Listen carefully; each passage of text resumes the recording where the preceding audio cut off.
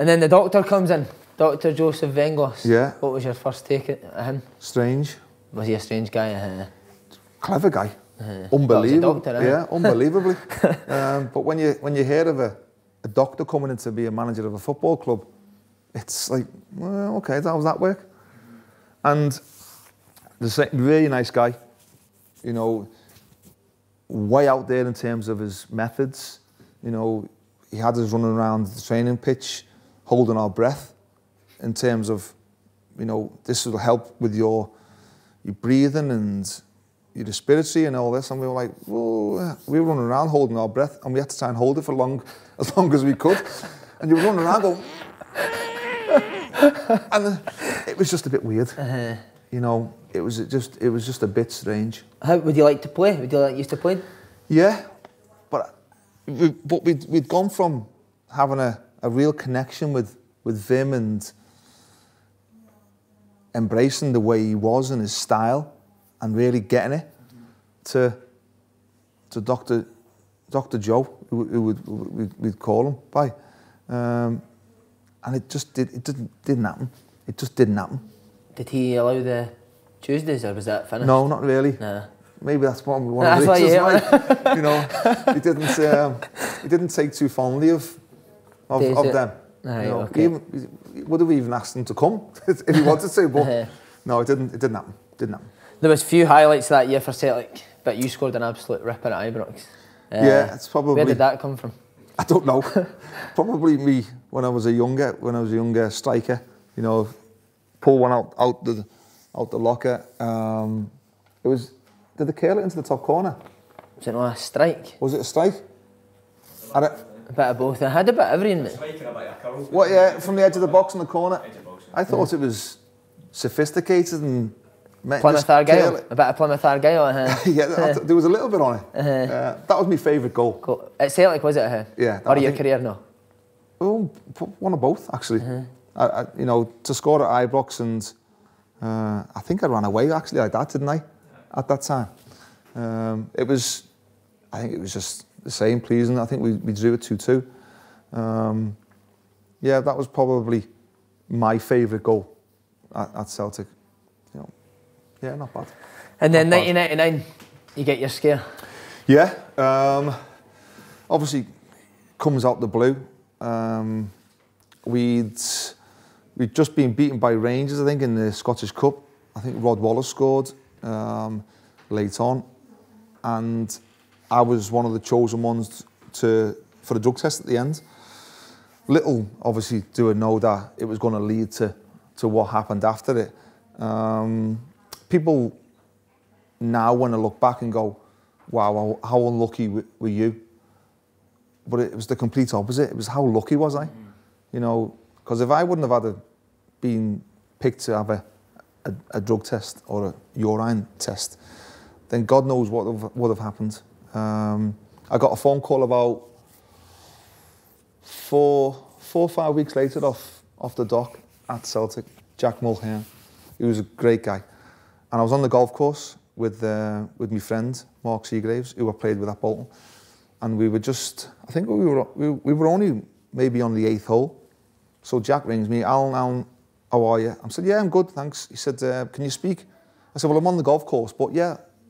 You know, when he went, he said, well, listen, your drug test has come back positive. I've started laughing, I've gone, impossible. You know, I don't take anything. You know me, Jack, you know, that's not me.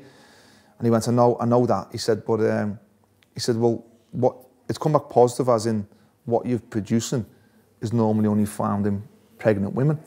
But when it's found in the men, it's linked to cancer. So he said, how are you feeling?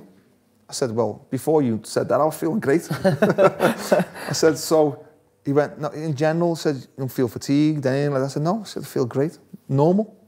So he went, okay, we need you to come up to do some tests. So anyway, so that was, just say for instance, that was the Wednesday. Celtic sent a car down for me on the Friday morning. Spoke to me family, told them, obviously, as you can imagine, the word cancer is like devastation. So went up with my wife, went for ultrasounds, came back, and you could see it. It was obvious. You know, there was an area of light grey, which is good, and there was an area of black dark colour, which is not good. So we said that's the problem. So then we said okay, so seen a specialist, and he said, right, we need to do an operation. He said basically it's just like a hernia operation. He says we'll remove the testicle, do the biopsy, and then we'll see what's what with it. So I said okay, great. I said, when do you want to do it? And I went, well, do you want to go home and think about it and we'll come up with a date? I said, no, just tell me when you want me here. He went, well, we could do Monday if you want. So I said, great, no problem. And he was a bit taken aback from it. So then had the operation, had the biopsy. It was found to be benign, so it was just dormant sitting there, and I was lucky. And then they said, like, we're happy, we're not going to give you any chemotherapy, we're happy with everything, not going to give you no chemotherapy. I said, okay. So then 6 weeks later, back playing, no problems. Then I was going for a scan every 3 months then, just as a precaution and a follow. And then after I think it was about just over a year, maybe 12, 14 months, went for the scan again, and then the radiologist read it, and then I got a phone call later on at night saying, Alan, listen, there's something showed up on the scan. I said, okay, well, what? He said, well, we need to do some more checks and stuff like that, but I don't want to alarm you just yet, but we found something. I said, okay.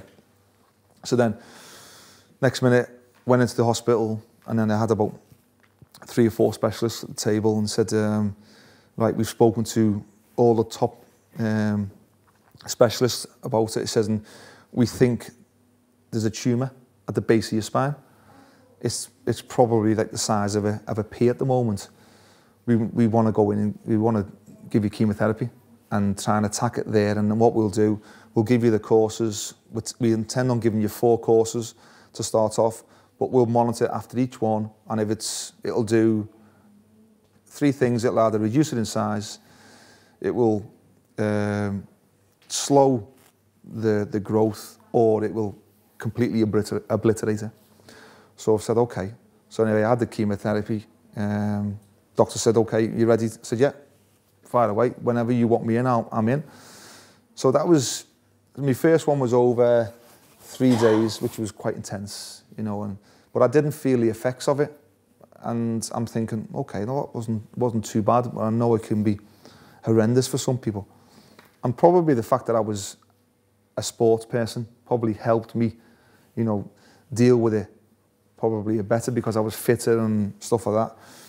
And then suddenly there was an Old Firm game on after me first one, and I was watching the game with Tommy Johnson in Newton Men's, and it was the second half, and then suddenly I felt like crap. And I felt like I was getting hot flushes, I was freezing. I said, Tommy, you need to take me home. I said, I feel awful. So the next minute, got home, my parents up at the time, in the room, Amanda's gone, right, I'm going to ring the hospital. So I rang the hospital and said, like, get him in straight away. So then I've gone in and I've said, listen, all you've done, I said, you've probably picked up the smallest of bug, and because your immune system's down, it's like full-blown flu. So in, and I was out after a few days, and then second course of chemotherapy, had the scan, and then when I had the scan, he said, listen, we want to operate. It's reducing in size. So then they cut me open, scar probably about that size down the front, take everything out to get to the tumour. I was operating theatre 8 to 9 hours, out, intensive care, job done, basically. And then I was back playing within 3 months. So it was an ordeal, but I was lucky. I was lucky, Scary thought. It is, but there's, when you look at some people who don't have the opportunity to sit here and talk about it, that's scary. I was lucky. I was very fortunate that I was at a brilliant football club, that I was a professional footballer, and we were getting monitored all the time. So if anyone says to me, you're unlucky, then, I'd beg to differ. As you say, you managed to recover and still played a significant part in that, easy to say, in that season. How do you reflect on the John Barnes era? It wasn't great. No. It wasn't great. Why? I think probably, you know, John's come in and I speak to Kenny, and he had a remit and he had a budget and he tried something different and it didn't work. And I think Kenny would be first to hold his hand up and say, it didn't work. I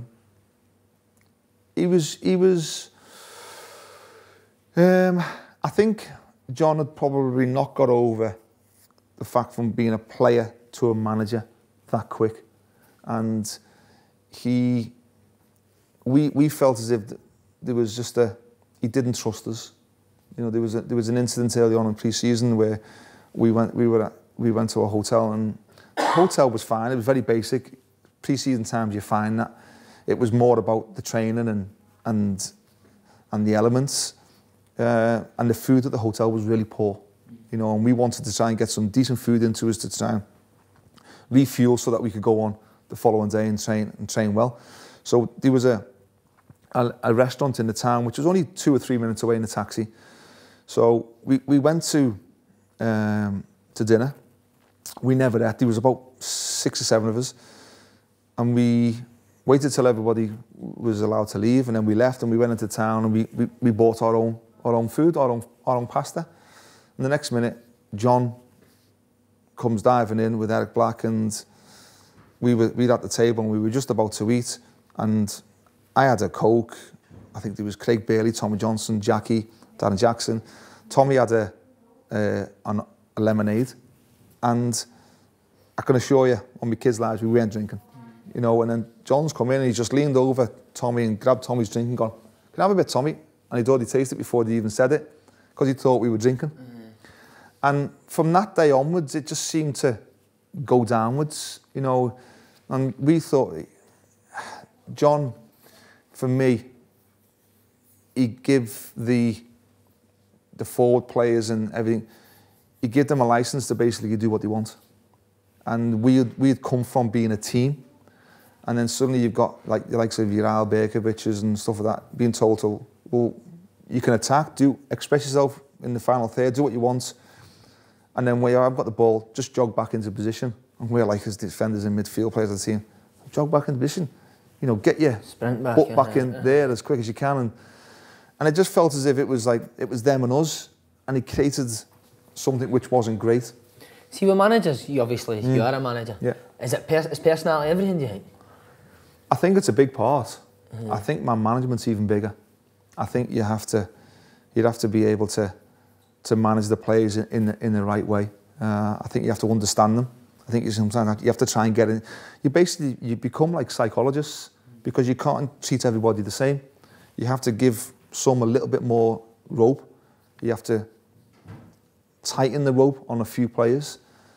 You know, you'll have the ones who are not a minute's problem, who you can not worry about whatsoever. So it's about, I think man management is one of the biggest things in terms of managing and recruitment. I think for me they're the biggest two. John Barnes leaves and Celtic appoint Martin O'Neill. Yeah. What were your thoughts on? Well, I think we all knew Martin's record, or Martin, what he'd done in England. You know, he comes in and it was chalk and cheese. You know, it really was. Martin was unbelievable. You know, just in terms of his demeanour, he was very much his own person. Martin would walk past us right now, not say a word, and blank you. And he'd walk past you 5 minutes later and go, "Sorry about that before, I was thinking about something." That was him. He was an enigma. He had his own way, but it worked. And the players loved him. They loved his backroom staff. Steve Walford, John Robertson, brilliant. They all had their own different personalities, which all seemed to work. They all seemed to blend in. Martin was very much the thinker. Great way about him. He would walk past you and he'd say to you, give you a new contract, right? Come and see me.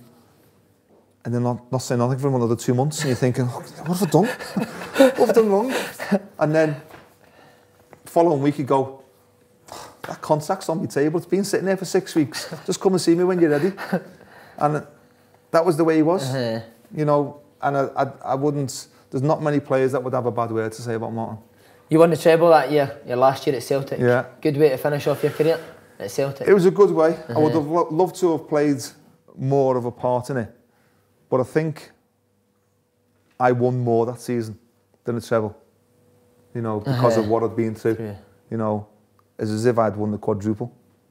You know, which was a great way to end a roller coaster season. Big part of your life up there at Celtic. A huge part. You know, people always say, and people always look back and say, do you think it had an impact on you playing for England? And I was getting linked at the time with making a cap. And honestly, do I? Yeah, I do. Do I regret it? Not for 1 minute. You know, because if I would have got an England cap or 2 or 3 or whatever, then yes, it's a fantastic achievement. But I think the bigger achievement was saying that I played for a club like Celtic. Brilliant. And then your boyhood club, Everton, come in for you. Dream come true? Yeah, but difficult, because obviously the way the club had looked after me. I'd obviously come towards the end of the season, and Martin had said to me, listen, there's a new contract there for you. He'd offered me a 2-year deal, even with me coming through everything like that, which I thought was unbelievable, the football club. But Everton was the big spanner in the works. And I said to Martin, I said, listen, I'm really struggling to choose between the two. And he said, listen, I know how much Everton means to you. I said, go down and speak to them. He said, and if it doesn't work out, the contract's still there for you, which is Martin. That's brilliant, eh? It's Martin in a nutshell.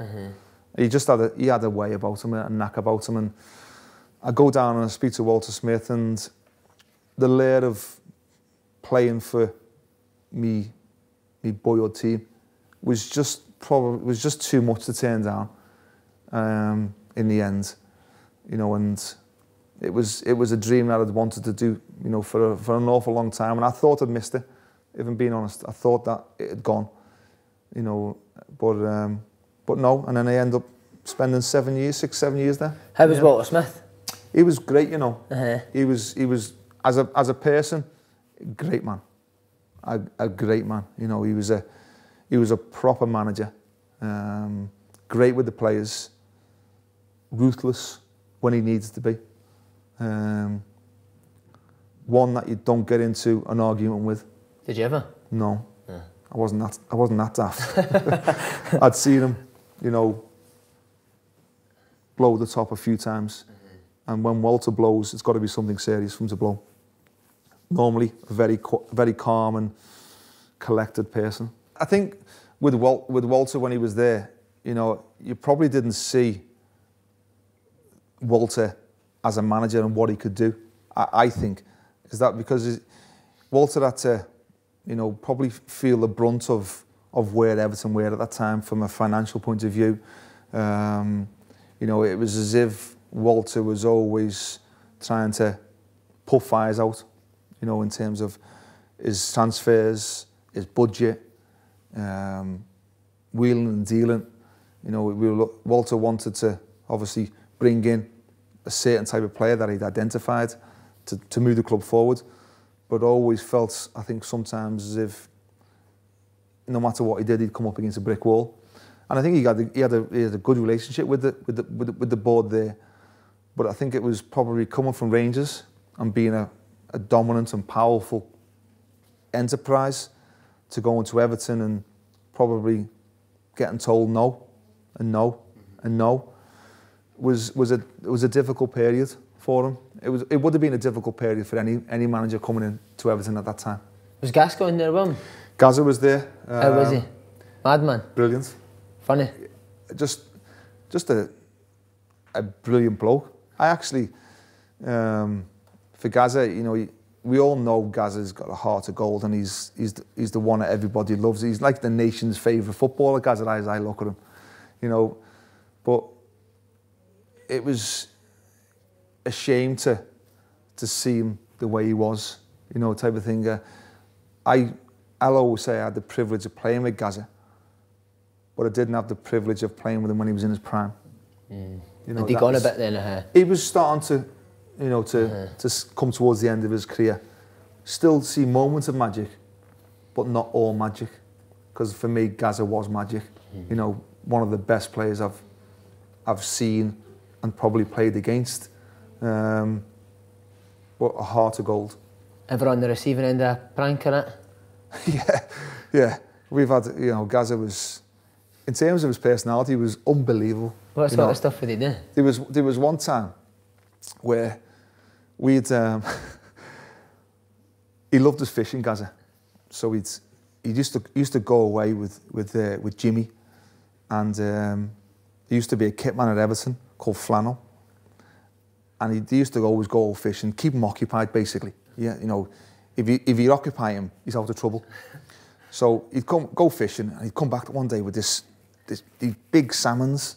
So he'd give one to the chef upstairs, and he kept one himself. And next minute, he gets the kit man's keys to his car, and he puts half of it in the bonnet, under the bonnet, and half of it under the seat at the back. So he thinks, if he smells the bonnet one, he'll think he's got it, but he's still got the other one. So he's done that one day, and this has gone on for like 4 or 5 days now, and the kit man's coming in going, something stinks in my car, you know, I don't know what it is. And we're all like, going like that, and we all know what's going on. And next minute, he's come in one day and gone, who the effing hell's put that fish in? Gazza, where is he? So he's gone, oh, Jimmy, sorry, mate, sorry. Anyway, a couple of weeks have gone by, and this, obviously, fish rotten, stinking. And Gazza, in the end, he had to say, Jimmy, listen, there's one in the back seat at all. So Gazza actually paid for him to get it balloted and everything, but it was still the same. Brilliant. Another one, remember the old whistles that used to put on the kettles, and he used to tell you that it was boiled, and he used to whistle. Well, there was one time, there was the kit man, he was going down to Gazza this day, and I think the kit man had played a prank on Gazza, so Gazza's come in, and he's got the whistle off the kettle, and he's banged it onto his exhaust. But that's what tapped it on, he doesn't know. So get it. The kit man starts the car, and he's like that, so he puts his foot on the accelerator, he goes, all you can hear is, and there's this whistle, and as he's going down the driveway out to the training ground, you got this high-pitched whistle, and you could hear it from a mile away as he's driving to Gravesen. Oh, brilliant. He was just a laughing minute. A laughing minute. But a good guy. Brilliant. You played with some characters, didn't you? We had one of them, Tommy Gravesen. Yeah. I want to know if you're responsible for that mad accent. Oh, I don't know who's responsible for that accent. Someone else, innit? Tommy had a better Scouse accent than me. Was he mad there as well? Oh, he was crazy. He was crazy. He's a larger-than-life character, Tommy. Well, in fact, no, he's probably not. He'd probably be... Well, Tommy was... If you don't know Tommy, where Tommy is now sums Tommy up. He's in Las Vegas. And that probably sums him up in a nutshell. Did the lads love him then? Oh, they loved him. Tommy would... he was an enigma. 1 week he would come in a Nissan Micra. And 3 weeks later, he'd come in a Porsche Turbo. And he'd go, Tommy, why Micra 1 week, Porsche? He'd go, the Micra lad. He said, it gets me in and around Liverpool and I can park anywhere with it. and I'm looking, I'm going, wow. And now he's in Vegas, playing the casinos and doing really well. Some man. Obviously, a young Wayne Rooney came through the ranks while you were there. Did you know he would go on to have the career he had?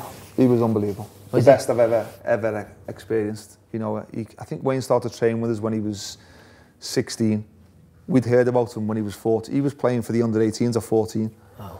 You know, and he was doing what he was doing then.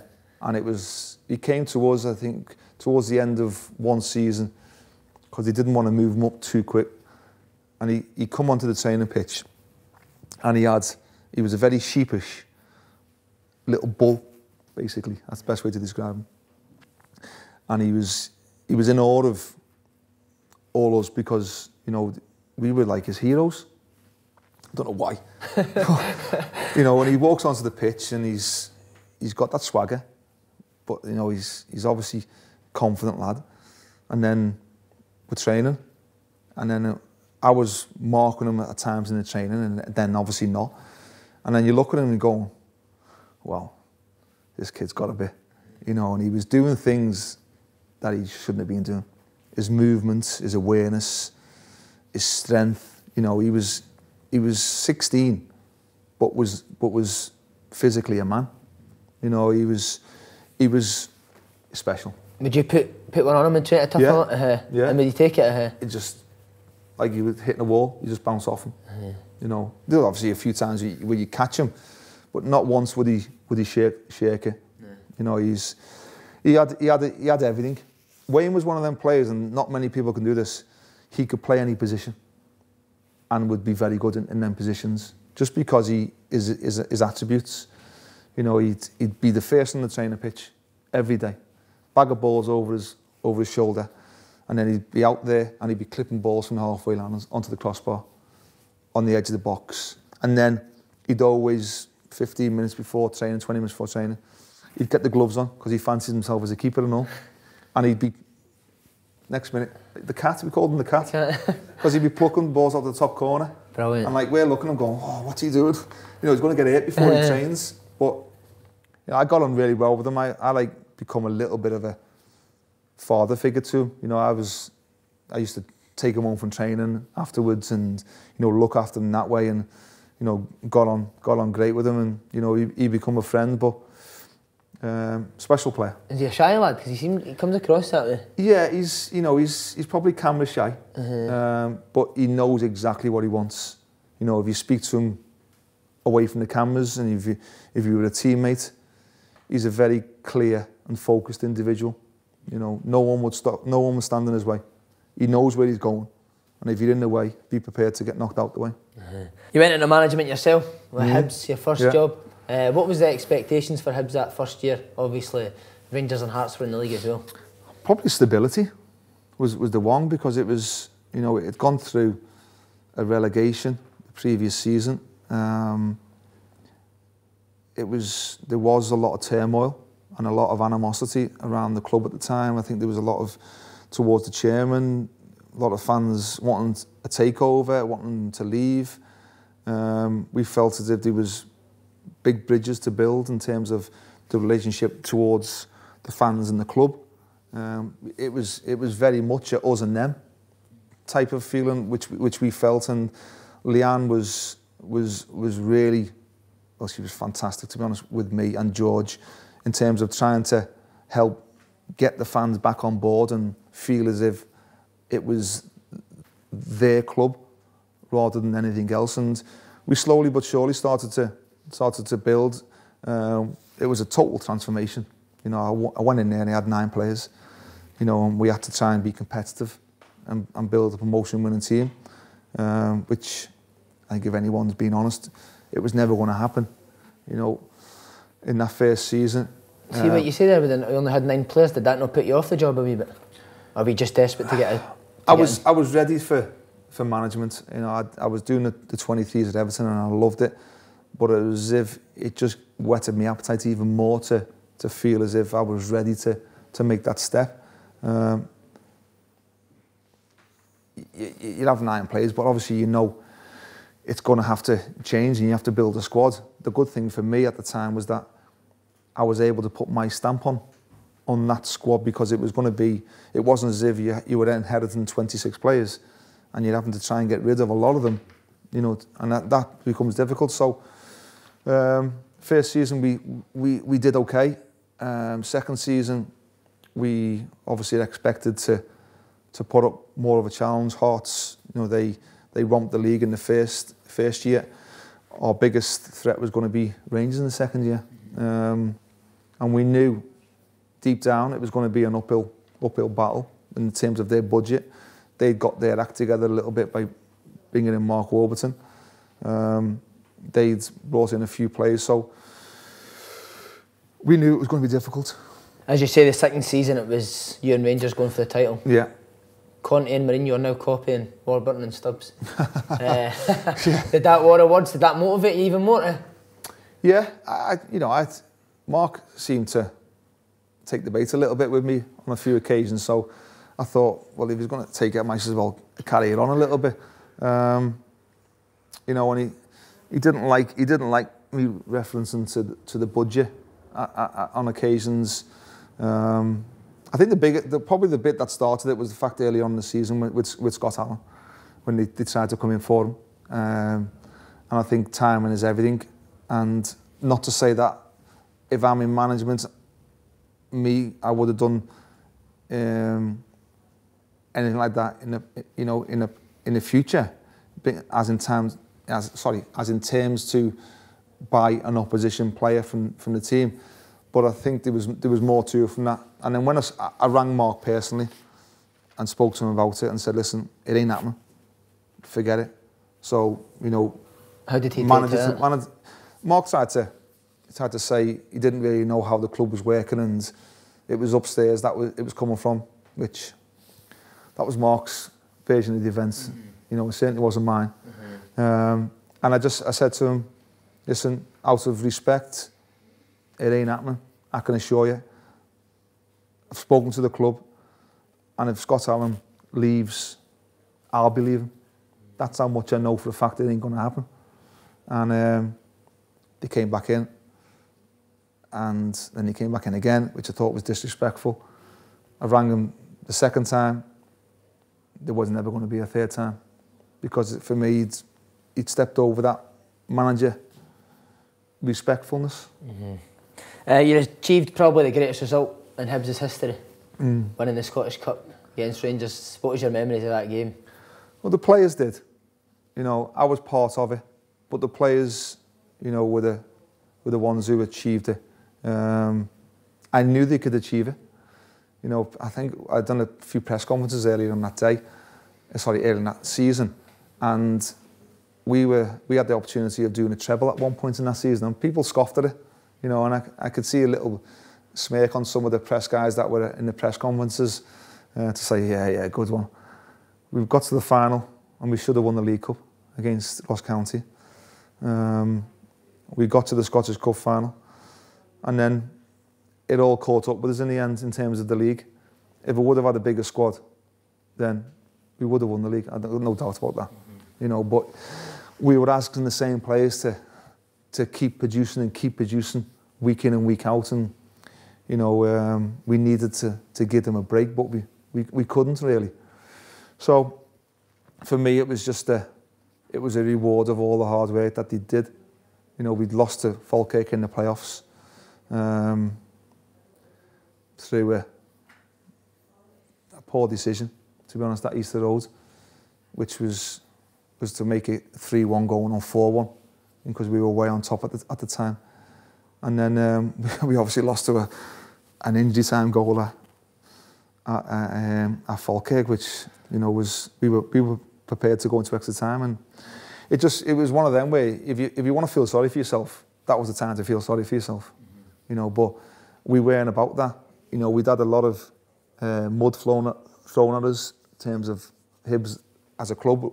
You know, we had the thing as bottlers. You know, at the same people were saying Hibs did, which for me was very hard to take, because I worked with players week in and week out, day in and day out.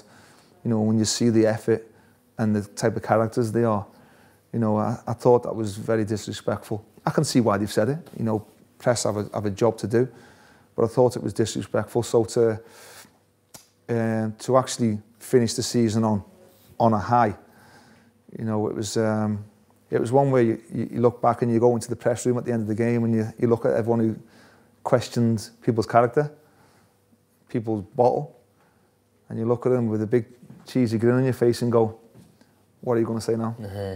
And what about the night out after it? Same as the old days? Quietish. I think the players certainly had a better night out than me. You know, mine was good, but we had an event on the following day, and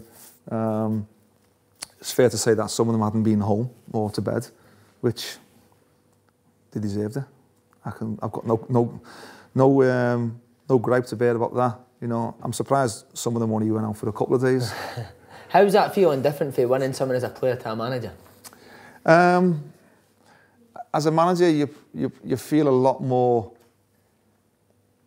self-satisfaction because of the amount of people it means to. I think that when you win things as a player, it's an individual. You know, it's you look back and you go, there's my medal, or I won the league then. But as a manager, it involves a wider audience. You know, so it's not just about the squad of players you've got. It's about the people who work behind the scenes, your staff, your kit men, your people who work at the stadium, the commercial side, the fans, the board. So, you know, you're achieving something which has an impact on more than just an individual, which is the most pleasing thing for me. You know, for all the hard work, what they've come through, and the flack that some of them are taken, to actually come out the other side and to achieve something which was so enormous was more satisfaction in that. You know, players as individuals, selfish players. You know, you come across teammates, some of them very selfish. As a manager, it's not about that. You know. And looking at your back into it. Yeah, I'm ready. I've been out too long, to be honest. I've had a few opportunities. I've probably had about 3 or 4 opportunities to get back in, but haven't been right ones. But I am itching to get back in now. You know, I'm ready. I've had a really good break. Family say too long of a break. That's what I was going to say. You know, but I am ready, and you know, but I'm very conscious that I need, you know, the next one's important. They're all important, but the next one is important to get in. Wish you all the best, big man. Thanks very much for doing that. Thank you very much. Cheers. Cheers, thank you.